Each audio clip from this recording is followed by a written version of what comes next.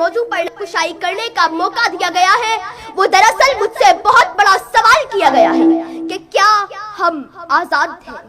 جناب اعلیٰ، اس سوال کا جواب لکھنے کے لیے جب میں نے قلم اٹھایا تو میری نگاہوں کے سامنے حق کی بات کرنے پر موت کا تحفہ حاصل کرنے والے صحافی عزیز میمون کی لاش آئی تو پھر میرے دل میں خیال آیا کہ ایسا ایک واقعہ تو ہر ملک، ہر وطن، ہر دیش، ہر مٹی، ہر جگہ ہو جاتا ہے، لیکن پھر میرے خیالوں میں بچوں کے سامنے سڑک پر جاتی کا نشانہ بننے والی ماں آئی جس نے میرے قلم کو یہ لکھنے پر مجبور کر ہی دیا کہ ہم آزاد نہیں، ہم اس کے قیدی ہیں۔ کہ اتنے میں اس بات نے میرے دل کو تسلی دی کہ دیکھو، آزاد ملک میں بیٹھ کر ناشکری جیسے الفاظ مت لکھنا۔ اب اس بات نے میرے دل کو بہلایا ہی تھا کہ اے ٹی ایم مشین کے کیمرہ سے منہ چرانے والی ویڈیو میرے زمین کو جھنجھانے لگی کہ لکھ تو حق لکھ۔ یہ صلاح الدین اپنی پوری قوم سے منہ چرا کر کہہ رہا ہے کہ جان کی امان پاؤں، ایک بات کہوں، جہاں ذہنی توازن ٹھیک نہ ہونے والے شخص کو بھی بے دردی سے مارا جائے وہاں کوئی آزاد نہیں۔ آج میں مارا گیا ہوں، کل کوئی اور مارا جائے گا، انصاف کا سوچنا ہی نہیں، بس مذمت سے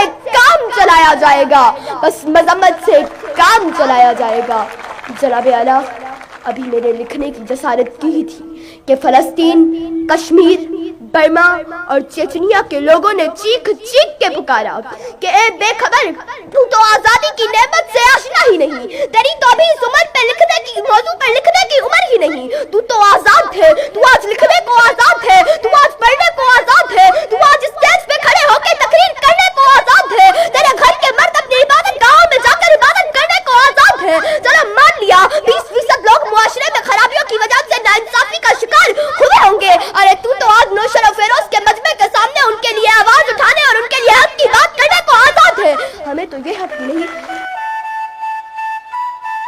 کہ ہم بیت المقدس پر اپنا پرچم لہرا سکے، ہمیں تو یہ حق بھی نہیں کہ ہم سری نگر کو اپنی ملکیت بتا سکے۔ ارے اگر آج تم نے اس قلم سے خود کو آزاد نہ لکھا تو یاد رکھو تم نے 1947 کی جدوجہد پر وار کیا، تم نے لفظ آزادی کو رسوا اور ایک بہت بڑی نعمت سے انکار کیا، تم نے آزادی کی غلط تشکیل کر کے نام بہت بیکار کیا،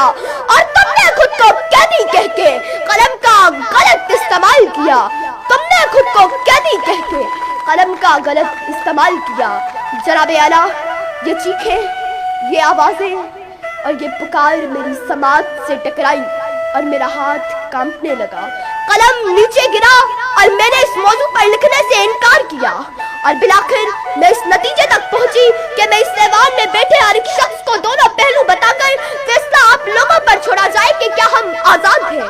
لیکن فیصلہ کرنے سے پہلے یاد رکھیے کہ ہم ابن رشدی ہی نہیں، ہم جابر بھی، ہم قطبی بھی، ہم ابن خلدون طبری بھی، ہم ابن سینا، ابن الہشم، البیرونی طوسی بھی، ہم شاعری میں شیرازی ہیں، ہم نغمہ میں فردوسی ہیں، ہم خیال ہمیشہ پوری کے، ہم رومی کی مثنوی ہیں، ہم سوز بنے تو بلے شاہ، ہم ساز بنے تو وارث شاہ، ہم عقل بنے، ہم شاہ لطیف بنے، اور ہم وقت بنے، ہم رقص بنے، ہم سچل سرمست بنے، جب جنگ ہوئی تو دھولا دریا خان بنے، جبکہ امن ہوا تو اکبر کے نورتن بنے۔